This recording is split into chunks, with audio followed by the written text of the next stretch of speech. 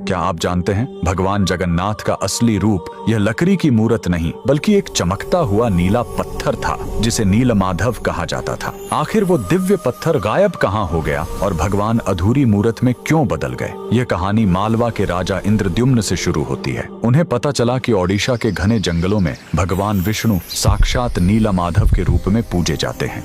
राजा ने अपने मंत्री विद्यापति को खोज पर भेजा। विद्यापति जंगलों में भटकते हुए आदिवासी सरदार विश्ववसु तक पहुंच गए, जो गुफा में गुप्त रूप से नीलमाधव की पूजा करते थे। विद्यापति ने सरदार की बेटी से शादी की और जिद करके गुफा देखने की बात मनवा ली। सरदार ने शर्त रखी कि वे उनकी आंखों पर पट्टी बांधकर ले जाएंगे, लेकिन विद्यापति ने चालाकी की। उन्होंने रास्ते में चुपके से सरसों के बीज गिरा दिए। कुछ दिनों बाद जब बारिश हुई तो सरसों के पौधे उग आए और विद्यापति को गुफा का रास्ता मिल गया। उसने तुरंत राजा को खबर दी। राजा इंद्रद्युम्न अपनी विशाल सेना लेकर घमंड के साथ भगवान को लेने पहुंचे, लेकिन उनके वहां पहुंचते ही नीलमाधव की मूर्ति हमेशा के लिए गायब हो गई। भगवान अपने भक्त विश्ववसु के साथ हुए धोखे और राजा के घमंड से नाराज थे। राजा ने रोकर माफी मांगी और अन्न जल त्याग दिया। तब आकाशवाणी हुई, मैं अब उस पत्थर के रूप में नहीं मिलूंगा, अब मैं समुद्र तट पर एक लकड़ी के लट्ठे के रूप में आऊंगा। कुछ समय बाद पुरी के समुद्र तट पर एक विशाल अद्भुत लकड़ी का लट्ठा तैरता हुआ आया।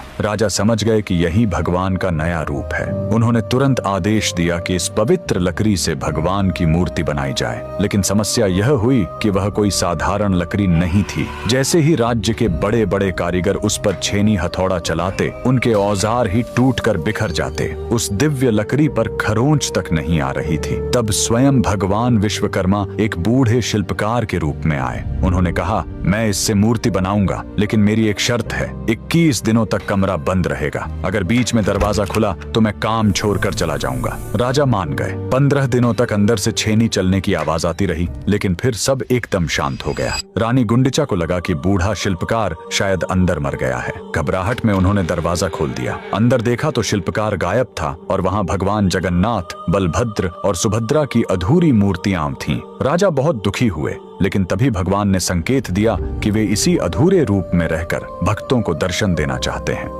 यही कारण है कि आज भी हम भगवान के उस अधूरे लेकिन सबसे प्यारे रूप की पूजा करते हैं। कमेंट्स में जय जगन्नाथ जरूर लिखें।